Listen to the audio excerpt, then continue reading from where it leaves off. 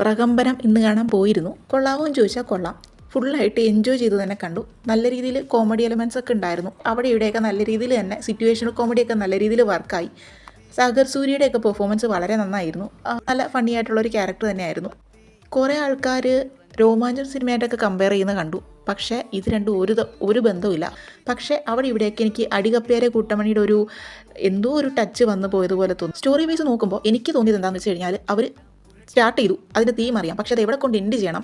ഒരു horror movie ആണല്ലോ, അപ്പോൾ ഒരു പ്രേതം വരും, അതിനൊരു റിവഞ്ച് കാണും. അപ്പോൾ അതിനൊരു വലിയ ഇമ്പാക്റ്റ് ഉണ്ടായിരുന്നില്ല, അല്ലെങ്കിൽ അത് അത്രയ്ക്ക് സ്ട്രോങ് ആയിരുന്നില്ല എന്ന് എനിക്ക് ഫീൽ ചെയ്തു. സ്പോയിലർ, ഈ മൂവിയിലെ അച്ഛൻ ക്യാരക്ടർ ബാംഗ്ലൂർ ഡേയ്സിലെ നിവിൻ പോളിയുടെ അച്ഛൻ ക്യാരക്ടറിൽ നിന്നും ഇൻഫ്ലുവൻസ് ആയതുപോലെ തോന്നി.